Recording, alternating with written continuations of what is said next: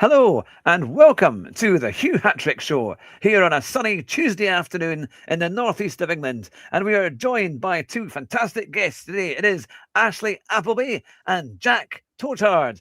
Hello and welcome to the show. Hello, hello. Thanks for having us. Hello.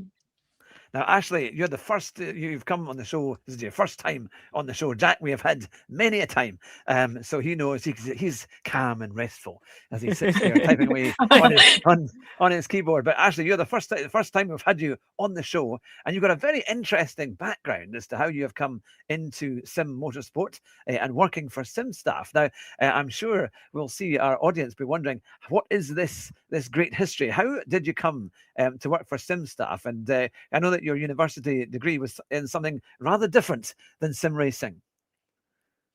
Yeah, so I've always been into motorsport and media.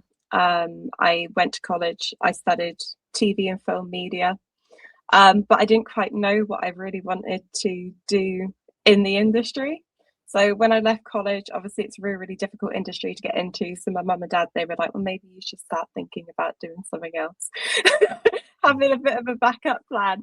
So I went into education and particularly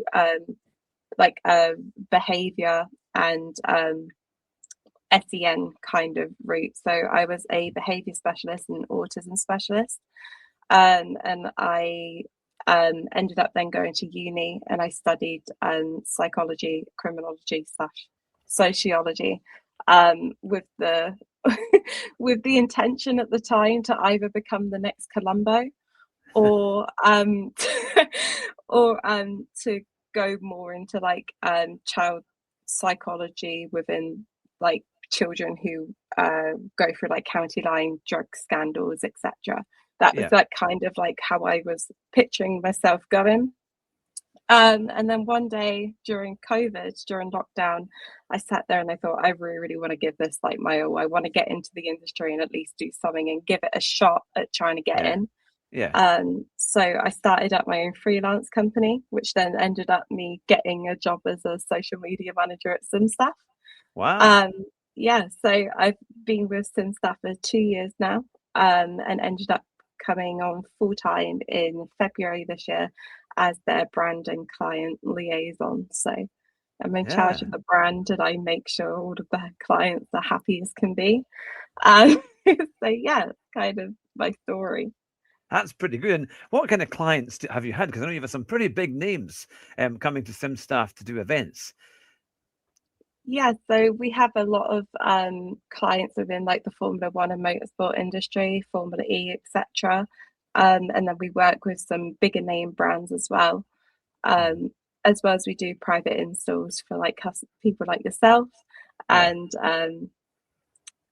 especially the most popular one at the moment is kind of younger people trying to get into the industry as well, so like young go-karters, etc. Yeah. And how do you find kind of the sim motorsport kind of world compared to real motorsport? Do you think there is a very similar attitude between the people that run it and in both sides? Because I think now what we've seen in motorsport, they're relying on sim racing much, much more, aren't they? They're kind of really the credibility of sim racing has really gone up. Have you found that to be the same? What have been the things that stand out in how you work and how you bring people across to do an event? Yeah, I mean, definitely. I mean, as far as like costings go, obviously, like having an actual go-kart and going in that way can be really, really expensive. And not everybody always has not a lot of families have the capability to be able to afford that and to afford all these sponsorships, etc., and go into race weekends. So I think in terms of getting practical experience, a simulator does really, really well in that context. We like I said, we see a lot more like young people, the young go-karters, etc., coming forward and wanting to have sims. And near enough all of them now, even if they do compete in go-karting at some level, do have a simulator.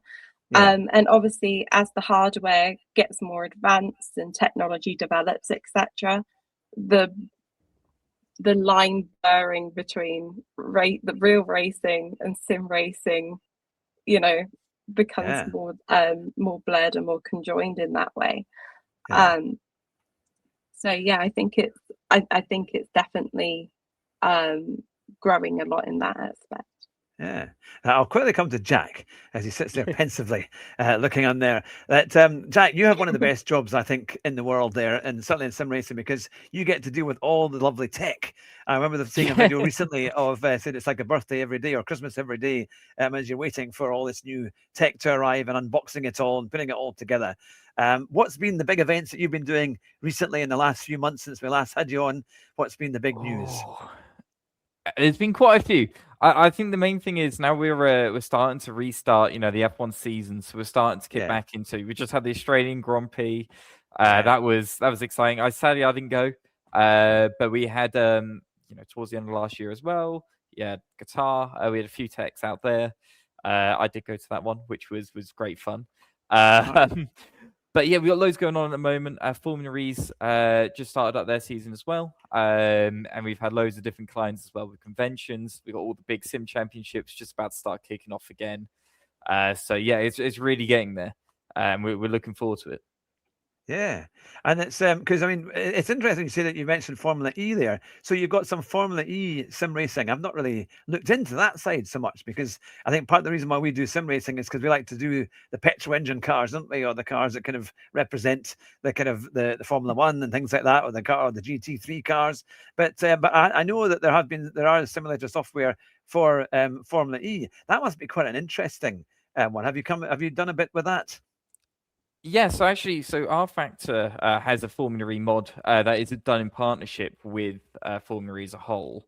And I would like to say, I think R Factor's probably been one of the stronger, and Formula E as a whole have been really strong in pushing the sim racing kind of genre. So they've been using it throughout a lot of their events. They've been working with the drivers to, push out like different training systems on it. And recently as well, they did what was it called? There was a Formula E event where they had a load of content creators and stuff like that down. They had simulators there as well, and it was used as a training tool for them. So they're really pushing that link between sim racing and real world motorsport, which it's been quite cool to see. Yeah. Now, I've got a quick question here as well for Ashley. Because obviously I know you've been there now for a couple of years at Simstaff. Where do you see the direction of the kind of sim motorsport kind of events going? Is there anything that is the kind of what's the jewel in the crown that's coming up? Is there kind of any new events that maybe never been done before, or something that you're pushing to try and achieve in sim racing? Yeah, I think that I think it's either in Qatar or Abu Dhabi. Jack would have to, he probably knows more about it than me, but they're doing like an AI series where they're doing, so like you have to have like an AI driver, etc., and you can code the car, etc. That's coming up recently, and I think that's going to be a really, really good way that the industry is going to grow in, particularly from an innovation standpoint. And I'm sure there's so many things that we can do with like racing simulators there as well. So that's one of the things that is probably the most exciting at the moment from an innovation standpoint. And in terms of simulator events themselves, I think we're really, really starting to they're becoming very, very popular. Everybody wants a sim at their corporate event, etc. But I think that the next step that we take is how can we take that experience that they're having there and develop it something further for the consumer.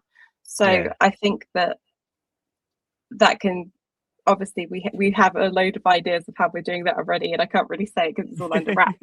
But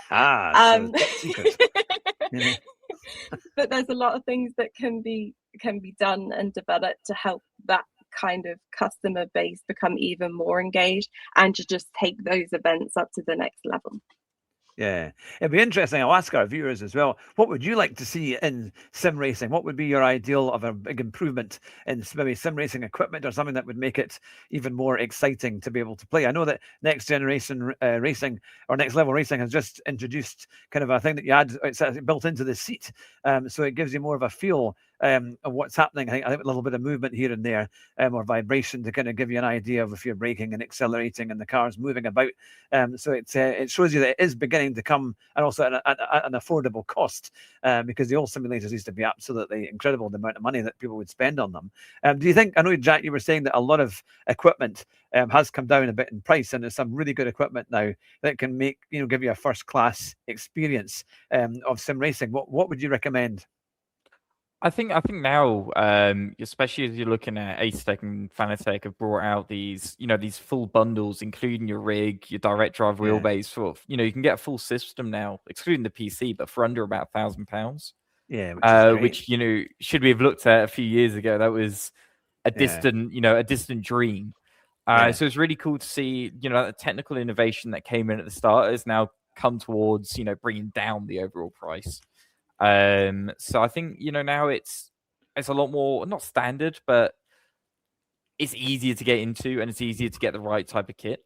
So in terms of your Fanatec wheelbases and stuff like that, your direct drive systems are a lot easier and more attainable for the everyday user, which is really good to see. Yeah. So Ashley, if let's say someone comes along and says, right, I want to do an event like a big birthday party or something like that, is that something that you would deal with? Say, right, I want 5 sims in a hole and I want it all done properly. Is that something that you would try and put together, or would it be something that Jack would do, or would you tell Jack to do it? It's more of like a team effort, I think. Obviously I deal with more of the client side. Max does more of the event side, so he focuses on actually putting it all together from like a logistical standpoint with the staff and that with our technicians.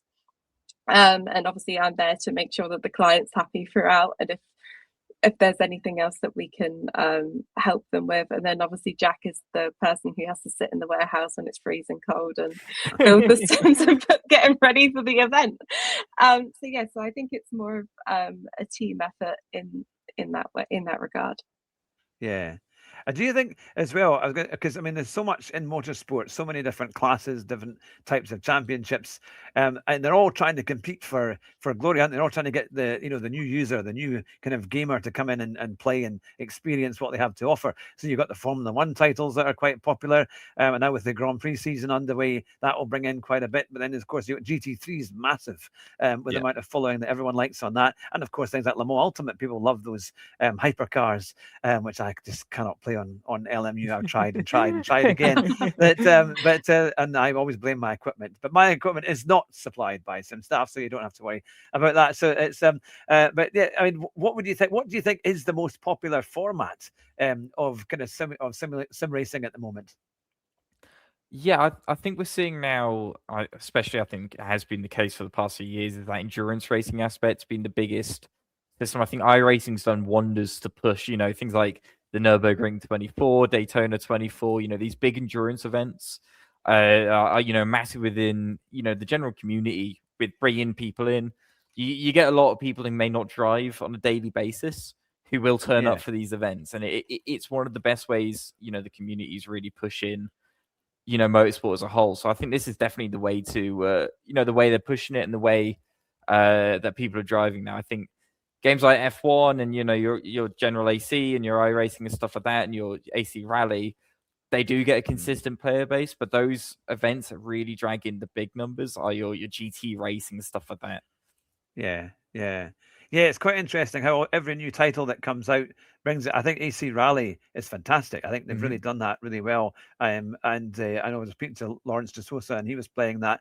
But a lot of kind of content creators and gamers have tried that and they really like it. It's got a nice feel to it. They seem to have done the finesse of the cars and even the landscaping. I know they've just introduced the Monte Carlo Rally stages, and they look amazing and all that. And I think that's that. I think because if you can grab the fun and the kind of historical side, making it really feel like you're in that kind of place, that it's as real as it can be, then it does make it is, and also it's drivable. So it's not impossible to actually drive those cars that you get to use, which is something quite special.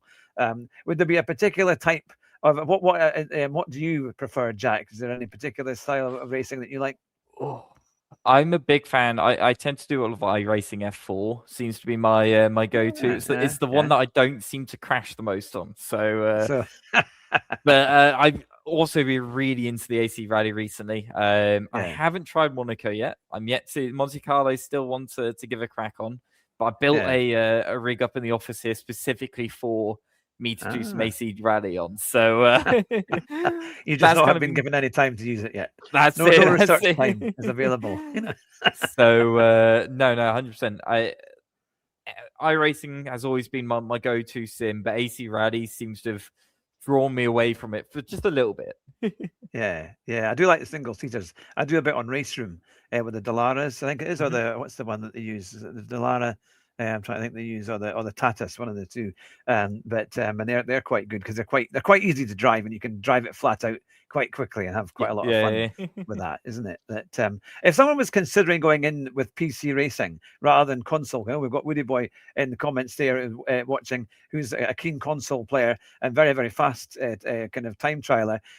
What would you recommend for someone going into PC racing? Why is it a bit better, or because I think most people have done PC racing after console racing, I think there seems to be a lot more choice. But is there anything you can pinpoint that just makes maybe a PC racing worth it a bit more? I think the main difference you'll get with PC as opposed to console is that first off, the change in compatibility. There are inherent issues why there aren't certain wheelbases, certain wheels available on your PS or your Xbox. But also just the ability to change up your rig. So things like, ultra wide monitors, whether or not you're going to be running different mods, CSP, stuff like that is a lot more changeable. I think as well, the long-term sustainability of it, like for myself at home, I've got my rig, which I've run on PC, and been using that. I'm now able to mess around with it. So I can add things like vibrations to my brakes, or I can add wind or lighting and stuff like that. Stuff that you can't necessarily do on console, but I think there's definitely room, and there, I know there's consistent work from the big companies to work on the console side of things, and I know there's a few issues as to why it's taking longer, but it's exciting to see that kind of side of it develop as well. Yeah. Now, Ashley, as you're surrounded by all this equipment and all these engineers kind of building all these things, are you ever tempted to have a go, or do you have a particular kind of type of racing that you quite like? I used to be, so when I was growing up, I used to be really, really into Dirt Rally. That was my big game, Dirt Rally and Grid on the PlayStation 3. Good days. No, that's it. I know it's quite fun. So how do you find, with all this new technology there and all these new racing formats, do you ever find you would quite like to have a go in a particular type of racing or rallying? I'd love to have another go at AC Assetto Corsa Rally with the D-Box motion platform. And I've never done like a sim rig where you have like the clutch and stuff as well. So I'd love to try that out. That would be quite fun. I might have to go down to the office again next week and have a go on the sim that Jack has set up in there. But yeah, something like that would be really, really cool. As far as like my own equipment is concerned, I really only just like race on F125, to be fair, at the moment. But yeah, it's quite a good game though. I quite like it. It is definitely a good game. Every year it gets better. Every year I go, this drives so much better than what it did. I think they're slowly coming out of they're slowly coming out of the arcade kind of style now. Which is nice. No, you get a really good feel. I like it. I got it for my PS5, and I actually say I really like the game. I like to. It's a pity there's not a bigger player base because I like that one when it was a kind of trial where the last person that finished won, or the last person, the last one standing, and that was quite good because you get it at Spa or different places, and it was quite tough. But they were actually, I thought that was a great little idea, and I think if they promoted that a bit more, you had a bit more drivers playing it, then I think actually it would have taken off, because it was quite a. And if I would quite to see that, I'd like to see that one on Gran Turismo 7 or some other platforms, because I think that kind of last man standing, as long as they're not just wiping everyone else out, then I think it's which could tell GT7 that would probably happen straight away.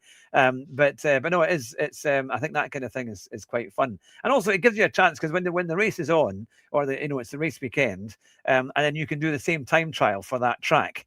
As one of the top drivers has done, and you've got to try and match it. I think that's quite fun, and it gives you quite a good experience of what it's like, and just making me feel a lot more involved. Well, now we've got TNS Racer watching. We've got Woody Boy. We've got quite a few others there in the comments. Let us know where you're watching from. We have two very special guests here. If you've not seen them before, it's Ashley Appleby from Simstaff and Jack Tolchard from Simstaff as well. And Jack and I have gone back a long time, almost as far as, not quite as far as Josh, to be fair. Almost, as the director of the company. But we've gone back, and he is brilliant. He's brilliant at getting your PC or your gaming console all sorted out. Whenever you have an issue, of which these things do happen every so often. Jack, tell us exactly what you do and how you can help people who are watching today. So we've got two parts of Simstaff as a whole. So Simstaff started, with the contracting side of it. We did all the events, but throughout kind of, especially the last year, and this is kind of a spot of heavy development for myself personally. We've noticed there's not as many options out there for support when it just comes to, fixing your hardware, putting things together, setting up the systems. You tend to get a lot of companies, whether it be different brands or different manufacturers or different resellers, that once you've got everything together, they don't really support you on, because they don't want to support, other products, or they don't really have the information on that, so they can't provide you it. So we launched Simrig support, which has been super useful about a year or so ago now. And the entire intention of that is it's a repair service, it's a support service, and it's also, we're there to help build your rig. So we do this kind of larger portion of it. We use the network, a wide, network of contracts as well. So loads of information there. So there's some exciting news coming on that in the near future. I think you've seen a little sneak peek of it, but I can't go into much detail. It looks very, very good. I'm very excited about that. But there's loads coming up with it as well, which we're excited to push out. Yeah. I think because the thing is, for a lot of people, I know when I got my PC, it was, you're desperate to get into gaming. You've downloaded it on Steam and you just want to get the thing working, and you might have a nice monitor. I've got a new curved monitor, and you want everything to kind of fit and work. And then you put it on, and of course, and maybe you've not wired it in right, or you've done something wrong, or the software isn't compatible, or there's some issue, and then you think, oh goodness, unless you're an engineer or you've got a more technical background, where do you even start? Especially you've got Windows 11, which is totally different to Windows 10, and you can't find half the stuff that you had on it before. So it's like you can't even go through a list of what apps you've got. It only gives you a summary of what you have.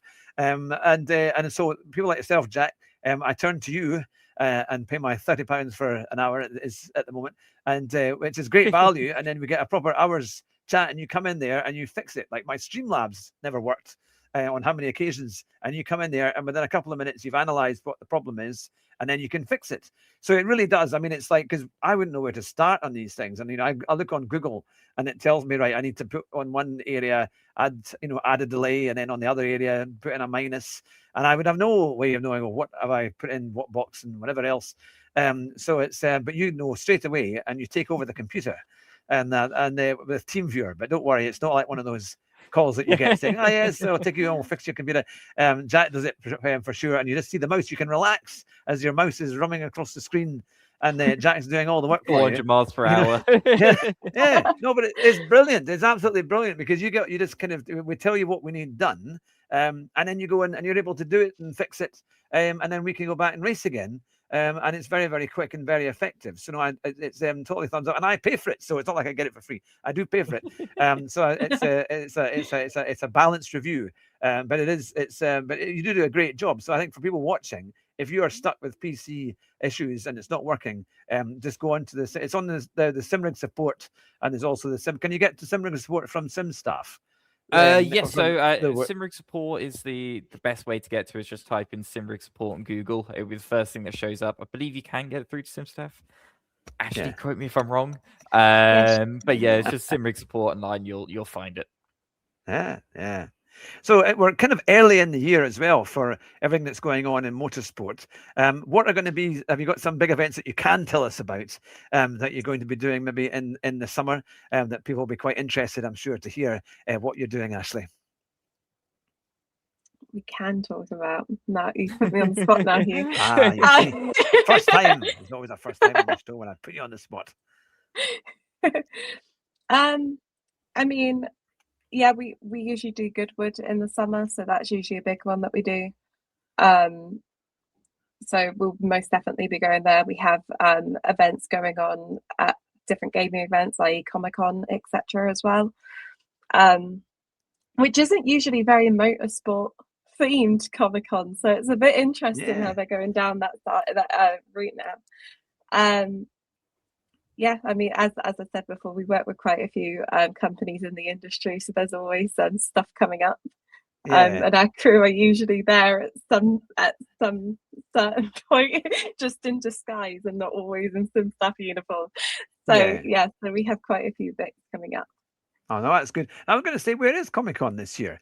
Is it in Birmingham or is it somewhere else, or London, or because I know it was. I'm sure I've heard of somebody else going to go to Comic-Con this year, because I always thought it was in America.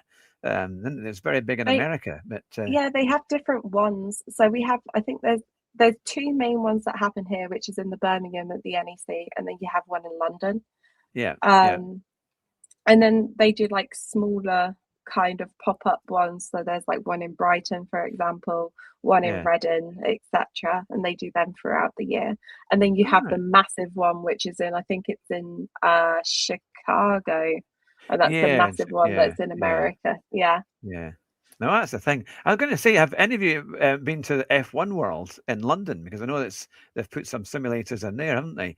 Have you? Have you been there at all, Jack? I haven't actually. I don't think I've seen it either. I'll need to. This is it. I'm stuck in it the whole time. I never seen it. Is that the one where they have the go-karting? Is that where they built it? They did the go-karting in the car park, didn't they? That is at. Is it in Leicester Square? Oh yeah. Sorry, it is the go-kart place. Yeah. F1 Drive. Is that it? Because I was in London a couple of weeks ago, but I didn't have a chance to go and see it. But it's supposed to be quite good, and I know that's the thing. And as you specialise doing your F1 simulators and builds, isn't it? It's quite, that would definitely be. I'm sure Josh would give you some research time to go and experience. I wouldn't mind a free day there, to be honest. I was down there karting all day. To be fair, he's not commented yet. Maybe you'll comment and see when you're watching as to what you're allowed and not allowed to do. But in case you ask afterwards, but no, it is great. I mean, after in the pre-show talk, we were mentioning how you did that big Autosport show last year for Williams, and you had 20 simulators, including the motion simulator, and it was literally a queue the whole day long, and it was brilliant because literally 10 minutes on, 10 minutes off, everybody cleared out. And you had it all working, and I mean that's a huge kind of event to do. But it must have been quite exhilarating dealing with all that, and also being able to, because I don't think anyone went away unhappy. Everybody, as far as I could see, had a really good time and really enjoyed it. Many people came back for another go. So it must give you quite a lot of not as confidence, but a feeling of you've done a good job. Is there a particular event that stands out where you think, people really enjoyed that one? For me, I've always been a fan of the F1 Championships as a whole. I tend to be there, on hand, helping out with the stage and stuff. On top of that as well, Goodwood has always been, because we do quite a few stands there. So we'd have, 3 to 4 stands at the same time, and that seems to be super, super popular. And it will be over a larger area.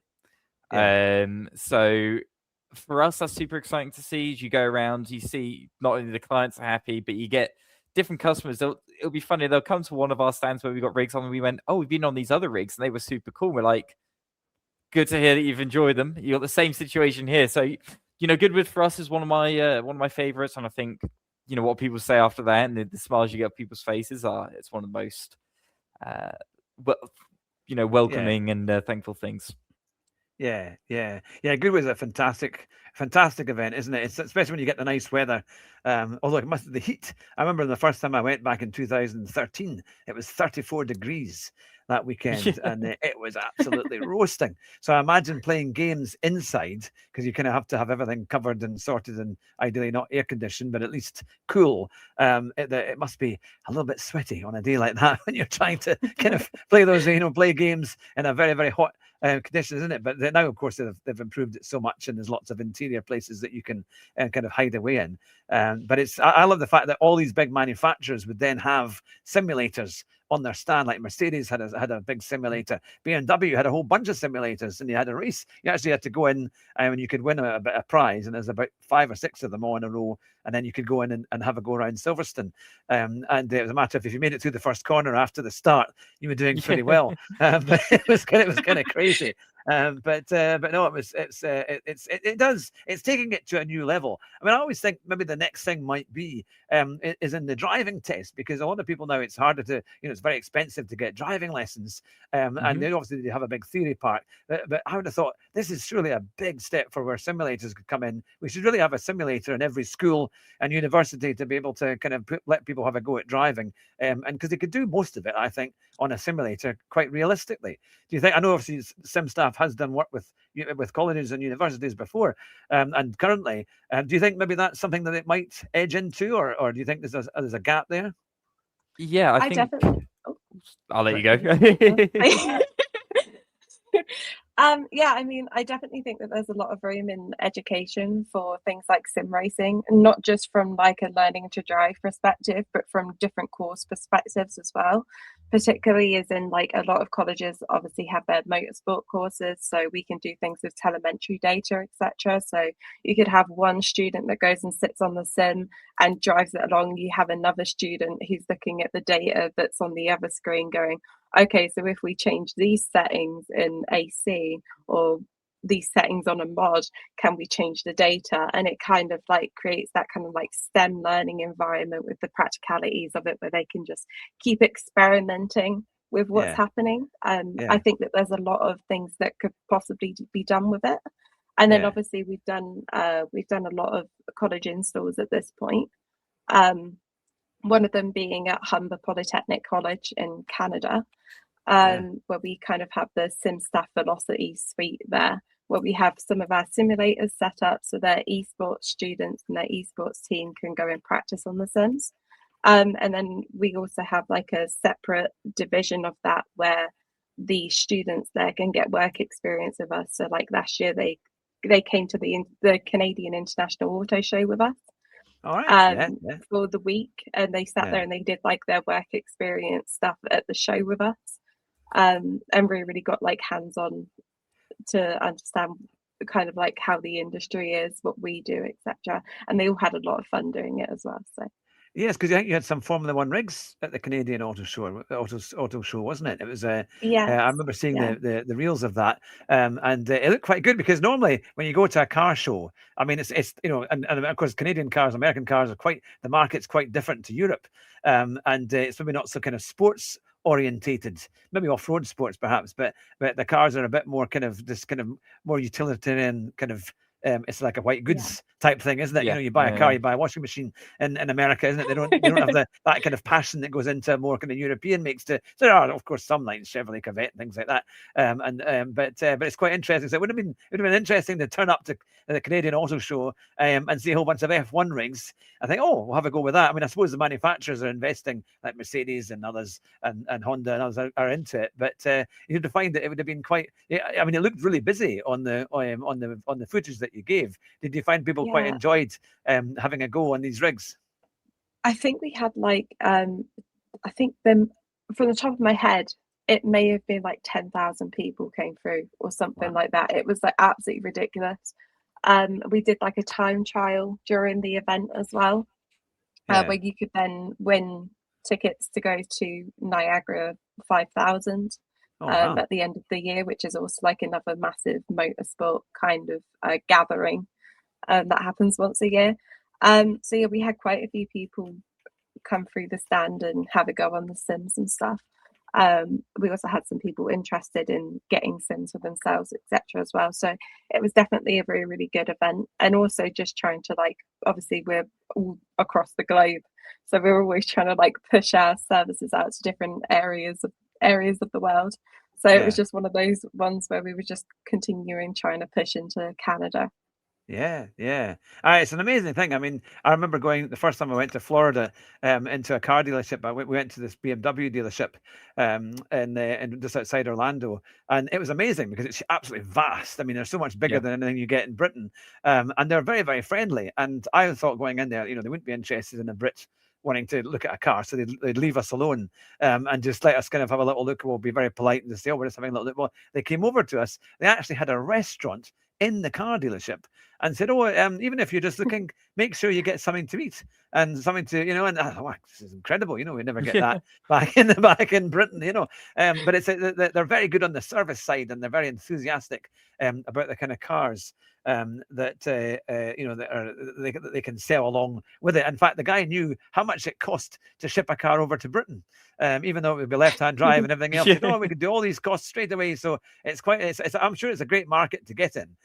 Because it's vast, and of course the Canadians and the Americans, they love what's going on in Europe, isn't they? On our car scene, it'd be great to see it. But there's always big events coming up, lots of big motor shows. Although I heard that what was the one that they don't have the motor show anymore? Oh, it's the one, was it in Switzerland? What was the one that they had? It was that big one that they had in Europe that we all used to go to. So now it's mainly America, aren't they? In fact, they don't have the Detroit Motor Show. So the Detroit one they cancelled, and they've redone it all because that's right. Because I think they had the launch of one of the F1 scenes there and things. But the old motor shows were fantastic, and at least it's kind of like what Goodwood now incorporates, isn't it? People want to go more to that big weekend where they can see cars driving and lots of all their famous and kind of more favourite machinery racing up and down a track or a hill to give them that experience, and it's a bit better, isn't it? But yeah. So what do you think? What do you think now is the next in the next few months? What do you think is going to be the latest technology that you think will improve people's experience of racing? I'll go to you, Jack, with that. Yeah, I think we're starting to see the boom of peripherals, I'm going to call it. So we're starting to see, more things like more active pedals, and you got your seatbelt tensioners and stuff like that come into play. It's not really something that was as big before. It hadn't really been something that was, they existed, but I think the pricing was too high, or there weren't many options. But we're now seeing more and more of these come through. Moser's starting to release more stuff. Simucube's releasing more equipment. Fanatec's looking at it, and I know there are plenty other brands out there as well who are truly working on it. So we're seeing a load of these come in now, and I think this is the area of it. I think we've basically nailed down the wheelbase. So now it's just, what can we do to further enhance the experience? And that's really what we're seeing explode now. Yeah, because I've just got normal pedals on my Thrustmaster T598, and I think they're okay to a degree. But everyone says I should be getting load cell pedals. What would you say is the difference between the two? What would I experience more of if I had load cell pedals? Personally, I think what we tell a lot of people is it's a mixture of both realism but also consistency. Being able to apply that pressure will help your muscle memory grow. So as you do, more and more laps, you get more and more used to how much force you're having to put through your leg. But it's also the ability to be more accurate. You can trail brake easier, and it feels more natural to the user. It's one of those things that I tend to say to people: it's hard to explain until you give it your first go. And once you've had your first try on it, you'll never go back. It is an absolute game changer. But now we're seeing beyond just load cell. Now we're looking at hydraulic pedals and active pedals that the evolution beyond that. So they're really, really blowing up what you can do with your pedals. Yeah.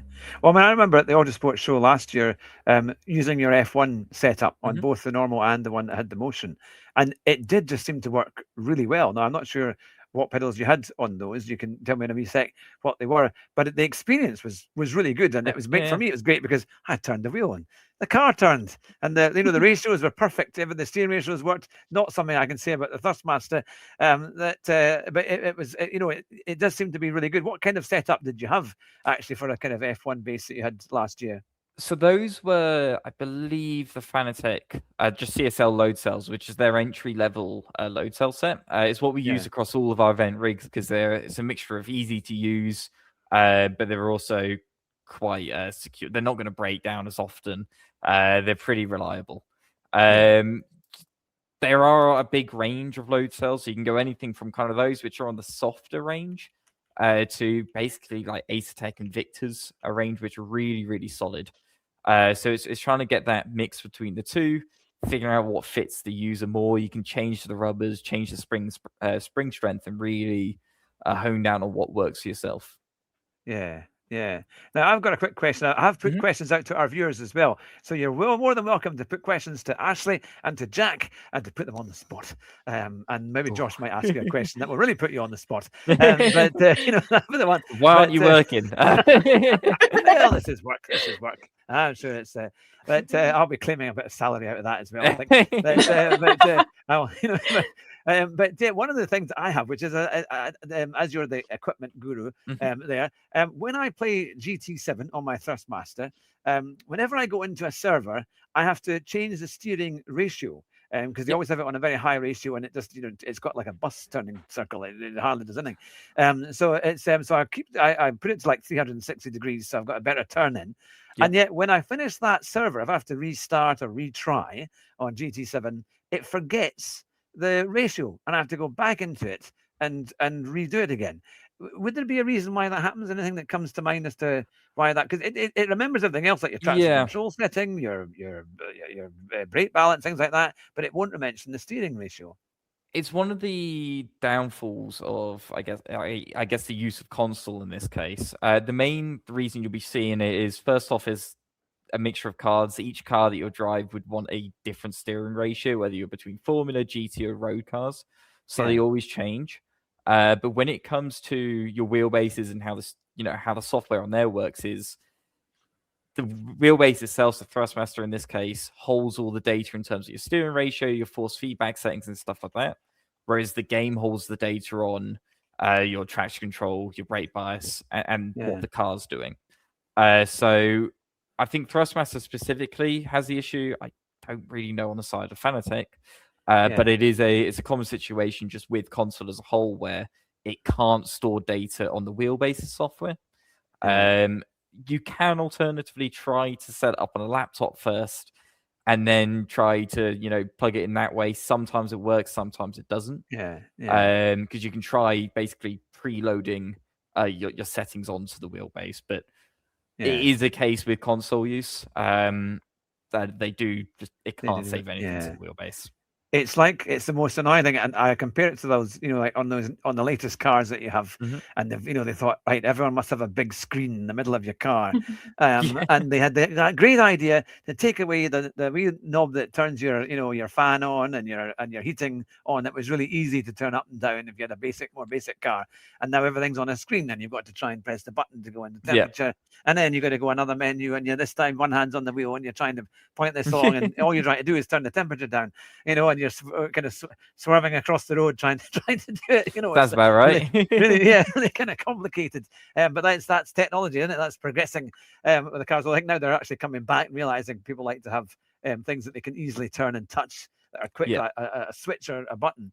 It's a safety thing, really, isn't it? I mean, nobody wants a 32-inch flat screen TV in your car. You just don't want that. So no, that's the thing. That's the thing, isn't it? Now, I was going to quickly say, Ashley, I know we've been going for over 40 minutes, so I'm very. I know you are on the salary, so I'll need to make sure I get as much value as I can for the timing that we've been allowed to have you on.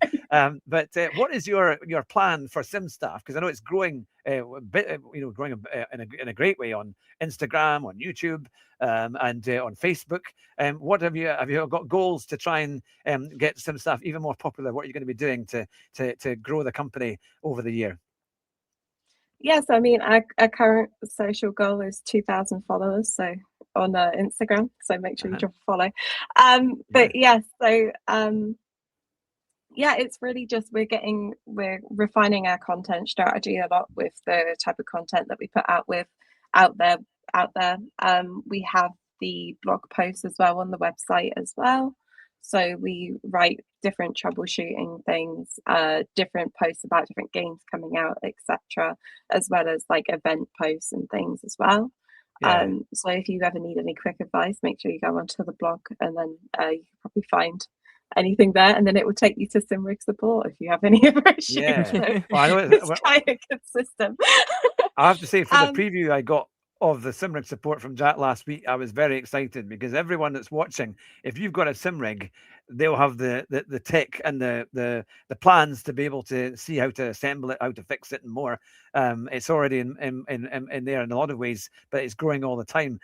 So no, it's exciting to see. I think your market reach is going to be really big. And it really, I would say to anybody that's watching that is involved in sim racing, it's a place you need to go to be able to find out that information. I'm sure Jack, you agree with me there, but it's but it is, isn't it? Because if you're involved in this type of gaming or the industry, you're always going to have problems, isn't it? There's always going to be things that don't quite work out right, or you need to find things out, and that's where the SimRig support comes in, and also the Simstaff, because you've got that database, and that will grow.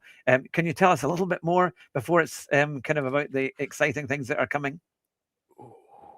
Well, on the SimRig support side of things.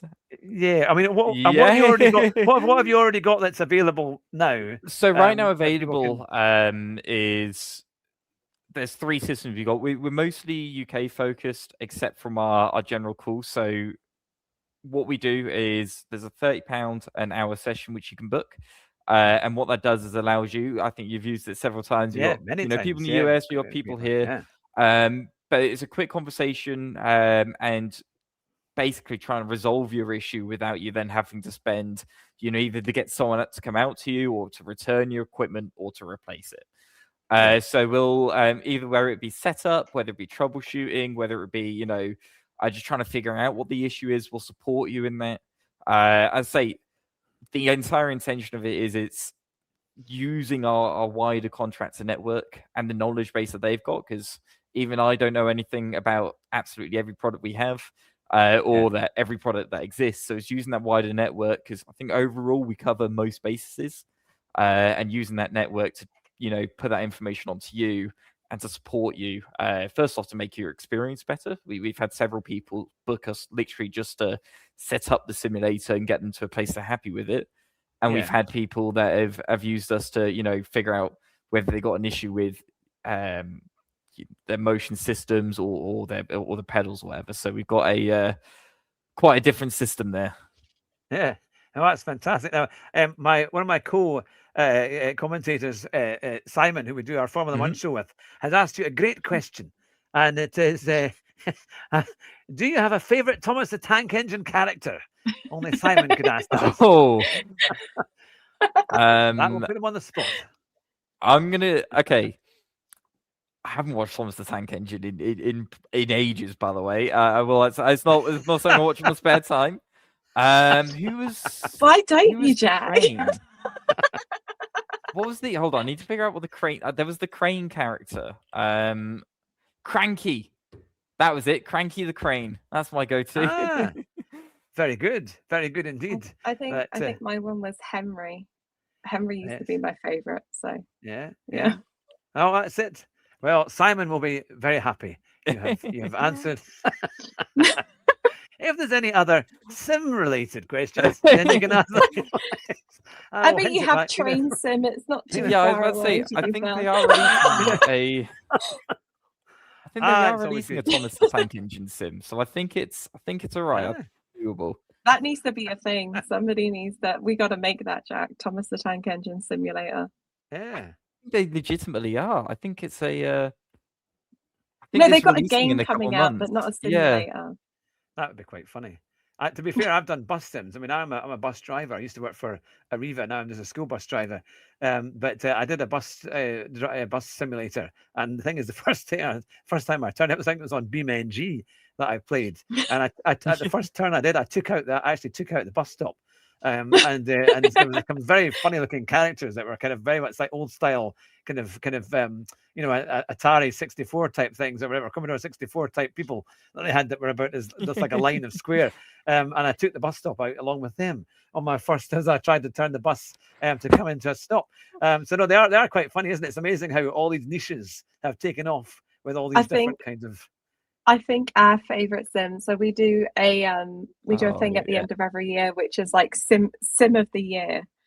And this year, I gave the guys the options in the chat, and Jack was like, "You've got to put forklift sim in there," and I was like, fine, I will. And I didn't expect it to win. And I think we had so many votes, and literally the majority of it went to the forklift sim.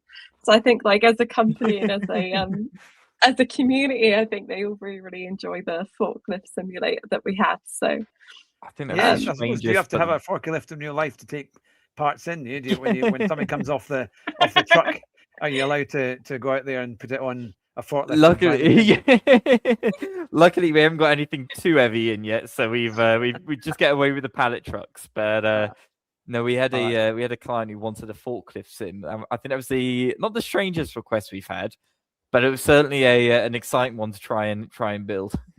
Yeah, I was going to say, would you actually design software for that, or would you just try and do the hardware for it?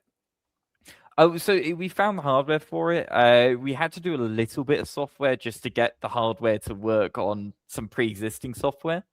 Yeah. But yeah, we managed to get it working. I wouldn't say it's the smoothest thing ever, but it's it does the job. Yeah, it's amazing, isn't it? Because now with the effective AI, you can then find out if you get the right prompt in, it can actually help create you some of the the coding, isn't it, that you need to be able to build these things. So it's amazing how it's working. And in terms of, Ashley, do you think that Simstaff and also sim racing, or the kind of sim motorsport, do you think it will develop into maybe some of those more niche markets? Do you think that's something you might look into? It's these other kind of markets of any kind of driving, just about anything you can think of. definitely, I mean, like, there's obviously you brought up like learning how to drive, etc. as well. Like, you have farming simulator or whatever it's called. Yeah, And like, we're so slowly starting to see sims come out which replicate tractors and things like that. So there's definitely a lot of potential with it, either using those kinds of things at similar events in the industry, for example, like an agricultural kind of show doing like a farming simulator thing, or at a logistics company doing the forklift sim thing, or maybe even Euro Truck Simulator. And then there's a lot of opportunities to use it there, and also with just like training as well, so learning how to use the equipment. So my hope is that as something like a game like Forklift Sim develops, or mods come out for it more, we can do more things with it, particularly in regards to like professional training, etc. as well. yeah. I know, that's it, isn't it? That's the thing. I was going to say, Ashley, if you want to put your links as well in the comments, you're more than welcome to put them in so people know exactly where they can find you. Obviously, we've mentioned the simstaff.net website, and then Sims Rig Support as well, which you can find on Google. But all your you do a lot of very funny videos. In fact, Jack, you have been the centre of those videos on Facebook. He is my star. He is the star of the show all the time. I know, I've been renamed to Content Man as of late. You named yourself Content Man. But they are very good. They are very, very good. In fact, Woody Boy has said there needs to be a proper taxi sim to train drivers. Yeah. There's so many bad drivers around here. That no, that's the thing. And Simon Jerry says, definitely when Mr. Bean has to change to his shorts on the beach in front of the blind man. That so here we go. No, that's the one. But yeah, no, it's kind of amazing how things all develop. And I'll be looking forward to seeing more videos on Instagram and Facebook of the latest equipment and the latest questions that you have. I like the fact you hold a tool in one hand and something else in the other, and put it all together, and then there is an end product that comes to it, which is good. What's been your most enjoyable build actually in recent months? Oh, I'll be honest with you, I think we've had a few private installs which have been incredibly fun to mess around with, because it's just putting together the perfect toy.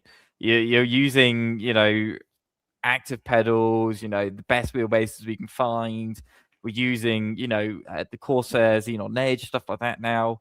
So getting to mess around with those and build basically the ultimate toy is probably one of my favorite things that I've lately been able to get my hands on and mess around with. Yeah, no, that's it. But it's amazing though what comes about, isn't it? And what you can, I suppose, when you're as well a private build, must be fun, because then that's someone who really wants to get something quite special.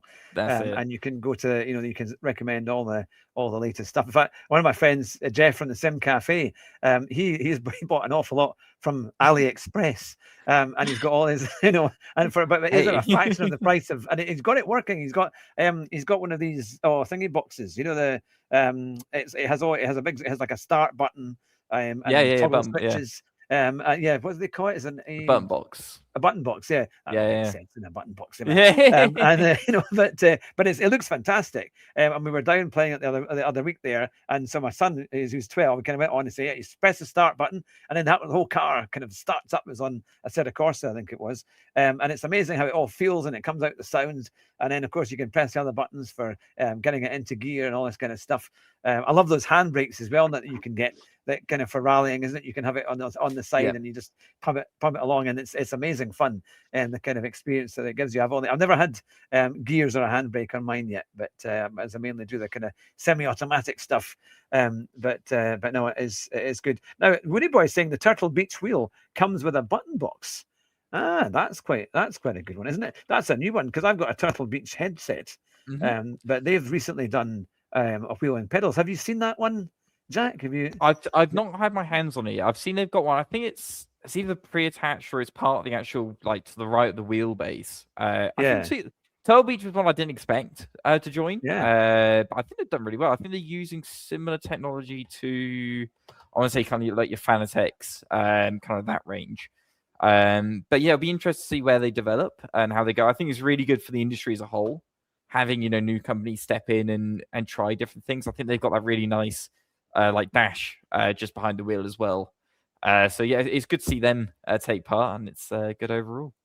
Yeah, no, that's been fantastic. It's the thing, isn't it? Well, we're coming up to 55 minutes, almost an hour there. That it's been phenomenal having you on the show, I have to say. We'll gladly have you back as things all develop, and as we get into the year, and especially when you launch the new site for SimRig support, because that's going to be, I think, a really huge launch, and definitely something that will be of importance to everyone involved in sim racing, because it will be an amazing experience. I will not say any more. It's coming, and it looks great. They're absolutely brilliant. Now, Jack Fury, who's watching, says White Van Man would be cool. Yeah, that would be an interesting kind of driving thing, wouldn't it? That would be a fantastic sim.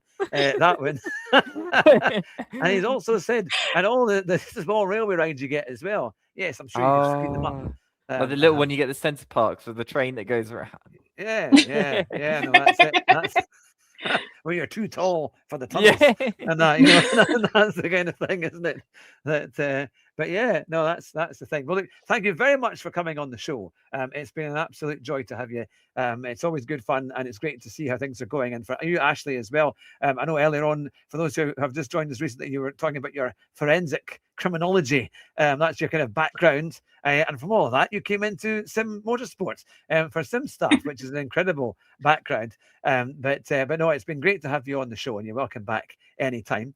And Jack, I know we'll have you back definitely. If it's not even just for my own Streamlab support, it could always be streamlabsupport.com. Actually, with that kind of thing, I think is what it might need. But no, it's been super. And let me just before we go, let us know of what you're doing in the next few days. Is there anything people should be looking out for that you might be putting on, any kind of live event or anything like that might be on YouTube or anything like that? Ooh, there's a few things we can't talk about, but there's some exciting stuff happening soon. Next few days I've got a lot of prep work to do. We've got loads of rigs getting ready to go out, so I'm a busy guy at this time of year, it would appear. But yeah, there's loads going on. There's not much you can see out there and say just yet, but just keep your eyes out. Yeah, and for you, Ashley, any new videos and big social media posts that are being launched? Anything happening in the next little while? Yeah, so we'll be going to an event this week where hopefully we'll be getting a long form video from it. So that will be going up on our socials and YouTube as well as we'll be getting a few different short form bits and bobs from it as well. Obviously, we've got a couple more of the messing around videos coming out, the funny ones. So they'll be coming out over the next few weeks as well. So yeah. Oh, fantastic. Oh, that's brilliant. Well, I'll be streaming my gaming very soon. If not tomorrow, it'll definitely be on Thursday. So that should be good fun with now my new setup that Jack got working. So I'm afraid, Jack, if it doesn't work, you're in trouble. But I'll wait for the email. We'll see. You'll be waiting just in case on the side of that phone. But no, I'm sure it'll be absolutely fine. You did a great job of getting it all sorted before. So I'll be looking forward to having another go and racing on the different games. But it's been an absolute pleasure to have you both on the show. And thank you very much for coming and make sure that Josh gives you that overtime, that little extra for coming on, as it was very tough. It challenged you to the nth degree with lots of things. But thank you very much. It's been a pleasure to have you on the show. And to everyone watching, I'll finish, of course, with our motto. It is, of course, drive fast, don't crash. And we'll see you in the next one. Bye just now. Bye. Thank you. Bye. Thank you.